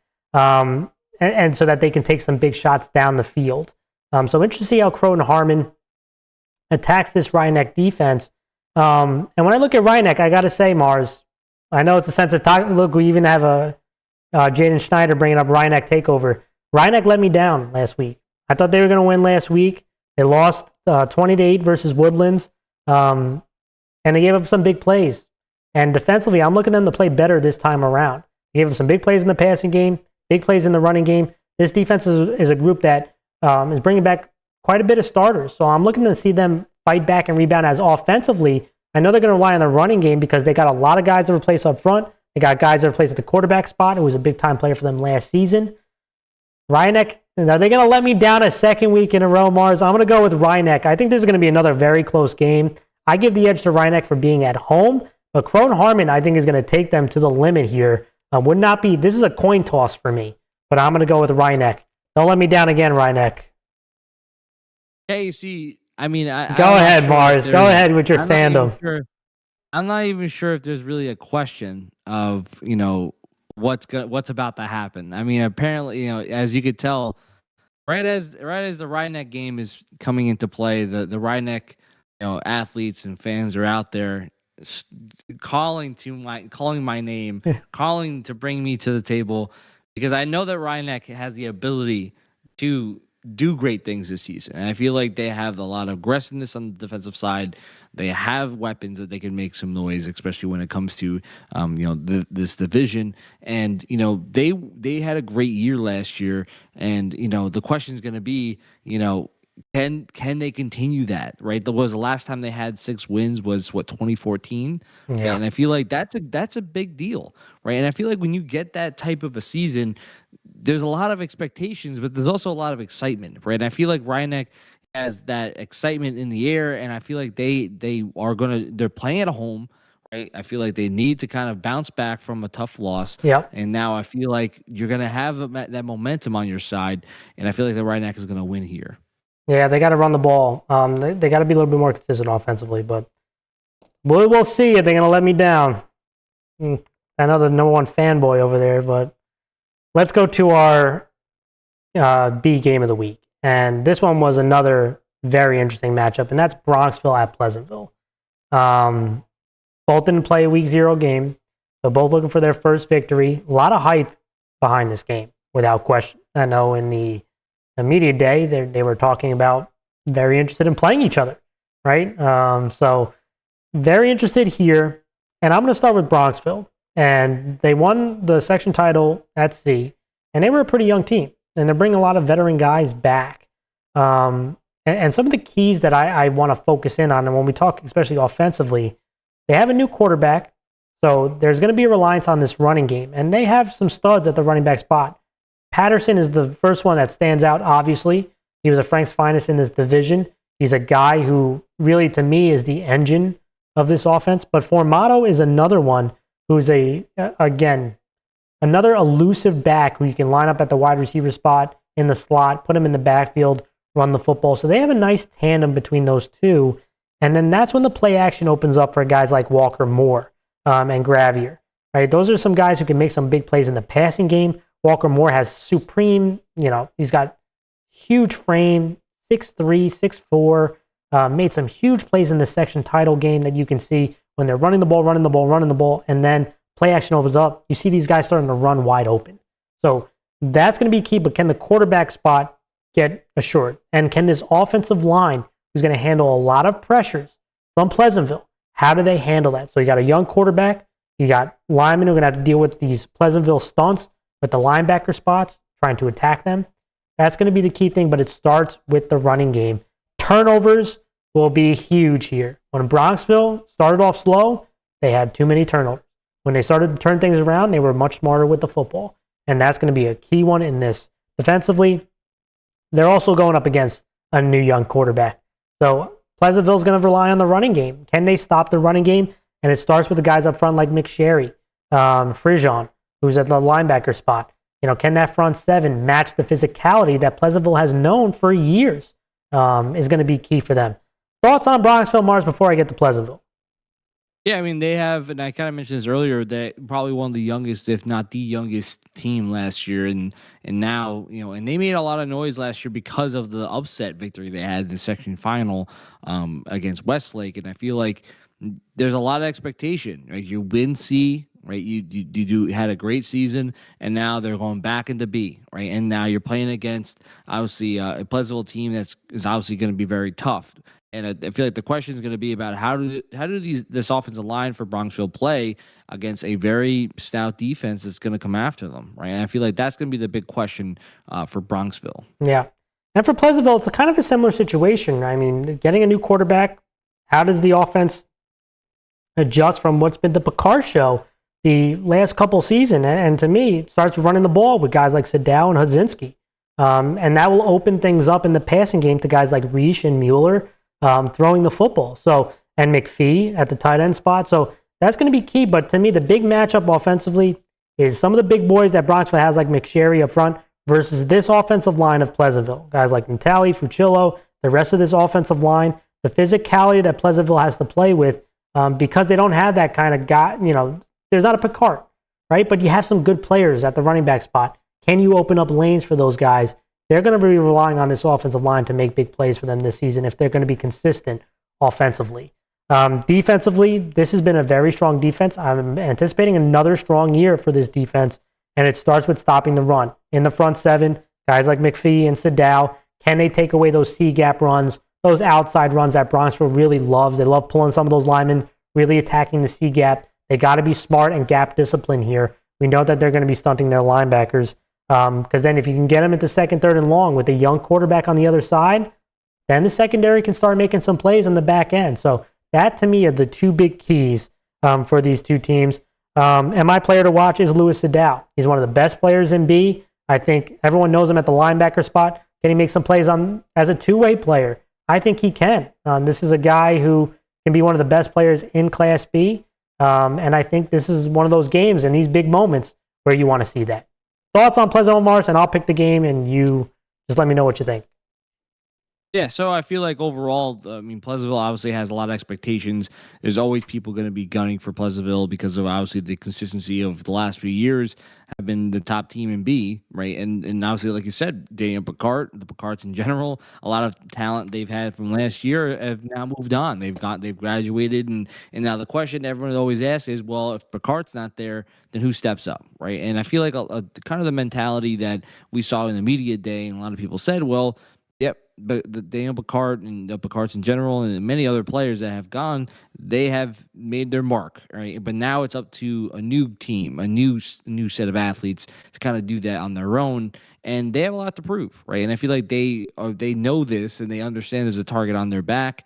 Like you said, guys like Sadow and McPhee, Mueller and Reish, like these guys are skilled players that need to really step up, and then it's really up to the Hogs up front to really be able to kind of show what they're capable of doing, right? Natali, Fucillo on the defensive side, but then there's a lot of other guys, and I mentioned in the team preview that they have to step up, and I feel like that's what's probably the biggest deal, right? It's going to be who steps up to kind of fill the role of what Picard had been, right? And not saying that it's going to be just one guy, right? No. I feel like that's something that a lot of people are expecting. It's going to be multiple guys. Multiple guys have to step up, right? And I feel like that's kind of the mentality, right? Before the Picards, you forget, like there was a time period where was good before the Picards, and it wasn't necessarily one guy that controlled everything. It was a collection of people that worked towards their goal, right? So this almost feels like it's going to have to go back to the old school era and see who's going to step up as a units and really show what they can do, right? So I feel like that's what the question is for Pleasantville. Yeah, I mean, I'm going to be honest. When I take this pick here, this would not surprise me if this is not the only time that they see each other this year. So Bronxville's the new guys coming in. They've won the title. They come in with a lot of confidence. But I think they're going to be reminded that B has been the home of this Pleasantville team, and they have to go on the road into Pleasantville and win this game. And I don't think it happens coming out of the gate in week one. I'm going with Pleasantville. I think the experience that they have, multiple section titles, being at the big dance multiple times, Bronxville is supremely talented. Don't be surprised if this is a low-scoring game, which I anticipate it will be. A lot of teams trying to establish the run. The team that makes the big play in the passing game, to me, is going to be the big difference. And I think it's going to be Pleasantville that does it. All right, we are in the final stretch, guys. We're going to show you the CD schedule,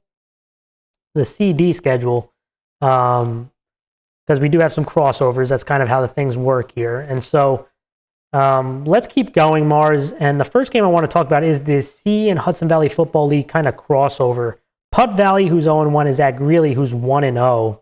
And I thought Putt Valley last week, Mars, they played a very strong game against Byram Hills in the B school and lost a very close game 22-21. For Greeley, they had a dominant performance against Portchester last week. So this is a very interesting game to me. Two of the upper teams in their classes. And when I look at Putt Valley offensively, Caden Glenn really stole the show for me, doing multiple things. He had 80 yards rushing, 2 touchdowns, 4 catches. He also had a touchdown, making plays defensively. Now, he did have to leave the game due to injury in the third quarter. Don't know his status. If he does not play, that is a massive loss. He's super important for them on both sides of the ball. When he does play, he's a huge difference maker. But he's not the only one. I thought a player really emerged last week in Andre Tarrant. 141 yards rushing, Mars 3 catches for 69 yards. He had over 200 total yards. This was another guy who can make plays for you on the offensive side for Putt Valley. And I thought the offensive line did a pretty solid job. Now, the big thing, Mars, 4 turnovers last week killed them offensively, including a defensive touchdown. That cannot happen. And I think that's what really cost them the game. Because defensively, they limited Byram Hills to 151 yards. And led by a guy like Nick Mazzola, who had 12 tackles. So this is a defense that can make things hard. Now, they're going up against an offense that has a lot of skill guys. They're going to have to generate pressure up front. But if they play a similar intensity defensively as they did last week, they don't turn the ball over, I think they have a really good chance here. And I want to look at Greeley, the quarterback we know about, Osh. He had 2 passing touchdowns, a rushing touchdown, really strong performance.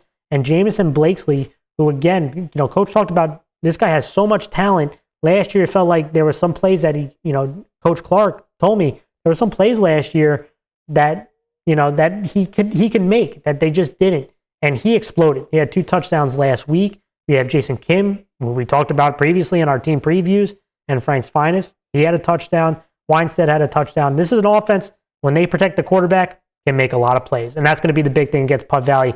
Defending, protecting in pass pro, your quarterback who can make a lot of plays for you, because there's a lot of skill guys out there. Defensively, can they stop the run? That's going to be the big thing for Greeley. Guys like Kaplow, Sala, Slomsky in that defensive front 7, because Putt Valley showed they have multiple guys, and that offensive line with physicality can make plays. I know it's at Greeley. I know Greeley has a lot of skill guys, but I just like the physicality that Putt Valley plays with. I'm going to go with Putt Valley. Defensively, I was very impressed. Yeah, see, this is a tough one for me because I feel like I get what you're saying. Putt Valley really defensively was doing very well for most of the game, and they struggled a little bit just to move the ball. But I feel like Horace Greeley kind of has a lot of star power, right? They have a lot of players that can make some big plays. Julian Aj obviously is he's a big time player, right? He's a Frank's finest, right? We see what he's capable of. He showed out last week. I feel like it's going to be really tough to lock him down, right? And I feel like it's going to really depend on the offensive line of Greeley to really step up.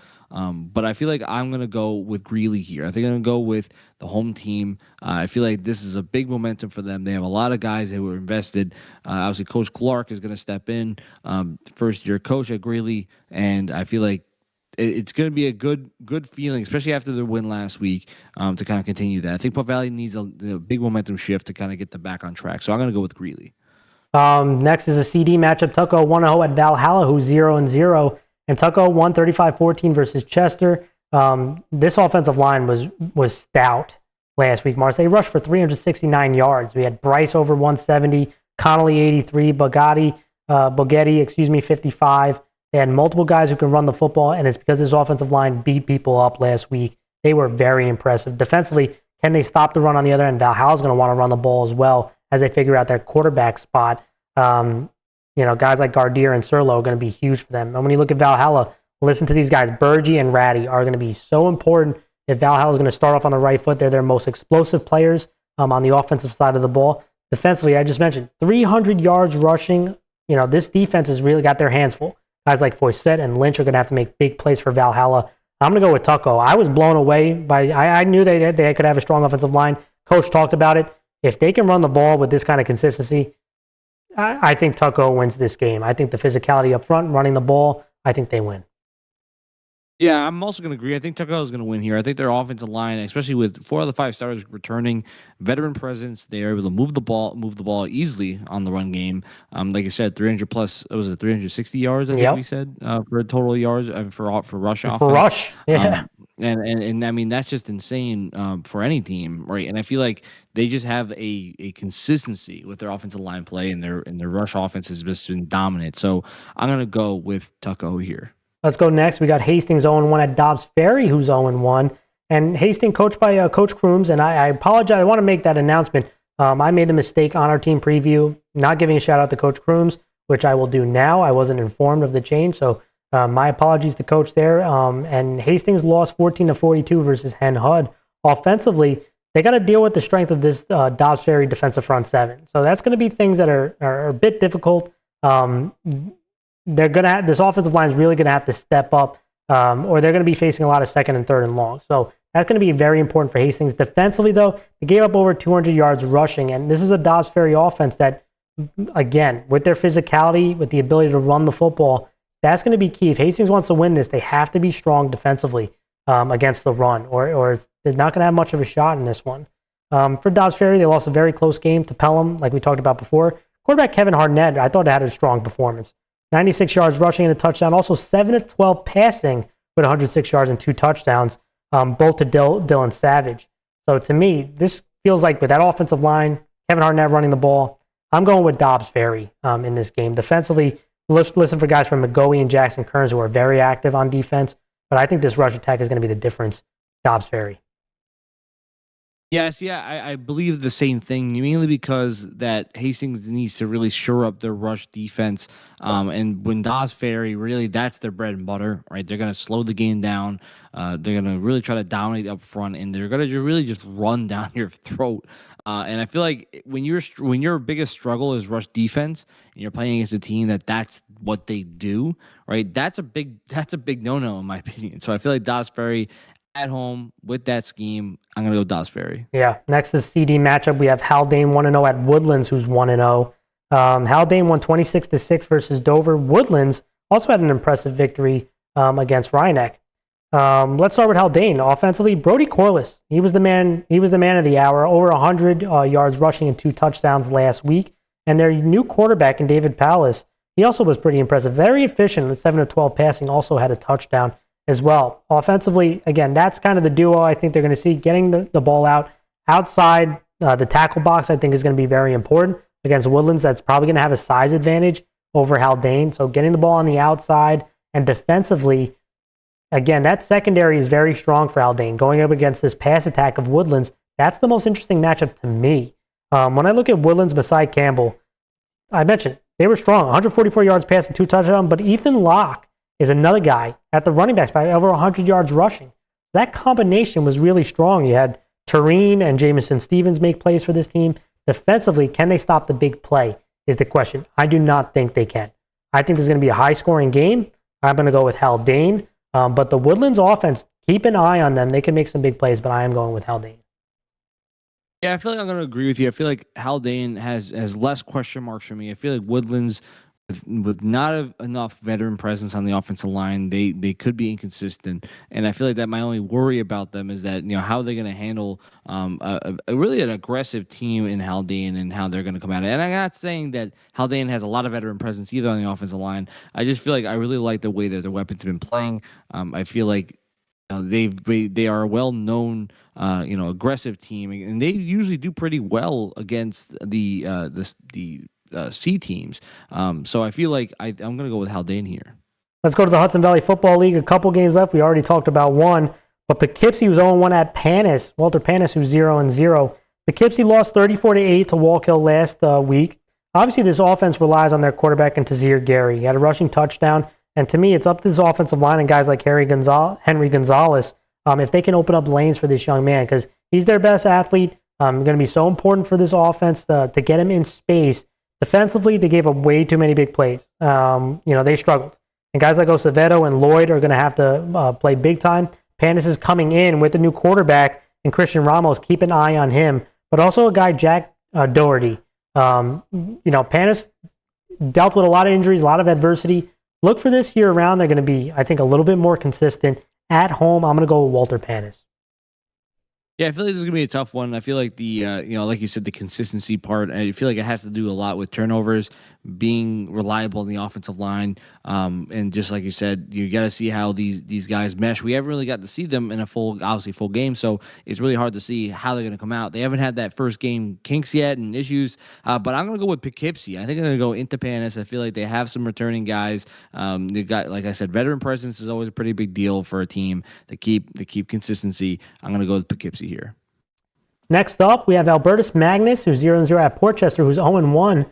Albertus Magnus returns into the Hudson Valley Football League. First game for Coach Ladini. And offensively, listen, they bring back their quarterback in Piscatelli.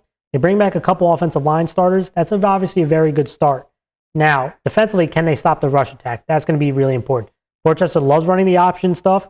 They have a quarterback who can run. They have a fullback who is big and physical. That, to me, is the big question for Albertus Magnus. As for Portchester, again, offensively, they got to get, once they get down, that's where I think they run into some issues, because their offense is really to control the clock, run downhill, and again, churn up those yards. And if they're down and they have to get into more passing attack, I feel that's when they're at a disadvantage. So it's going to be so important to how this game starts. Defensively, they gave up way too many big plays. They allowed, 3 different players to have a rushing touchdown last week. Has to be better this time around. With that said, I am going to go with Portchester. I do think this offense gets a little bit more consistent, controls the ball a little bit more. Defense makes enough plays in this one. I'm going Portchester.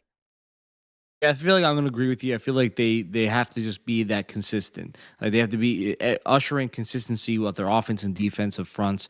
And if they could do that, then they should have the advantage here. But I'm going to go with Portchester. Now the final game, Mars.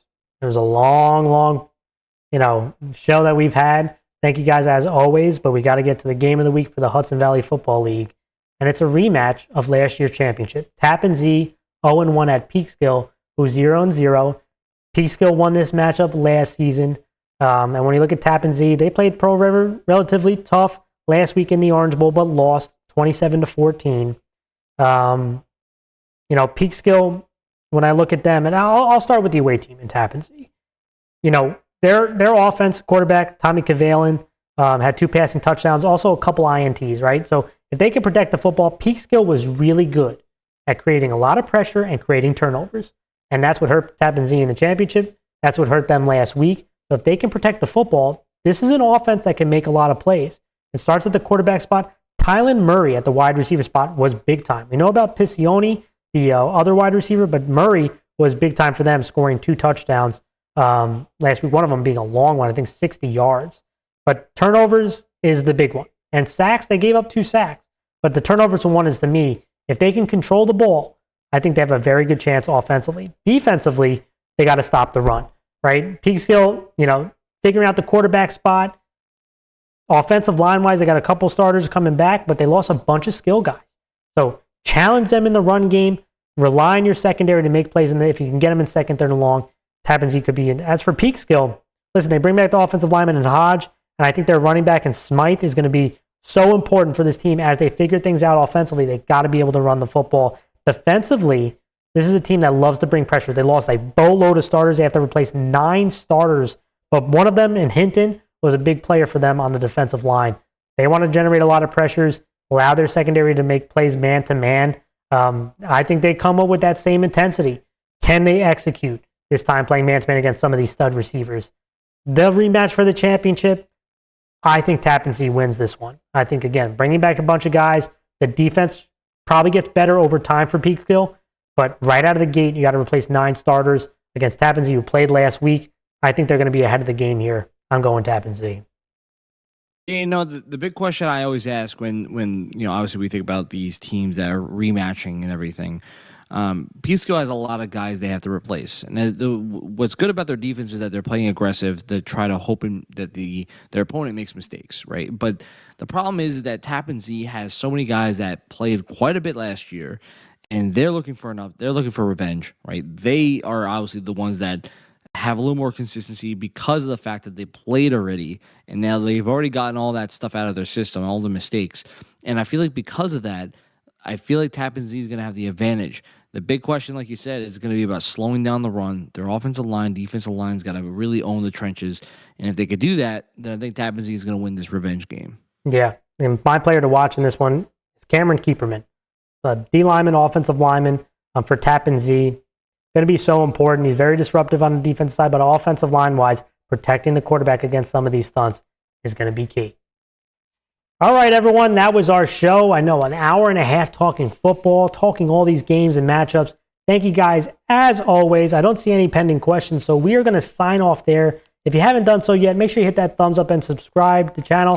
This is where we're going to do our live streams. If you missed anything, you can always rewind. This will be posted to the show. And think about joining our Patreon.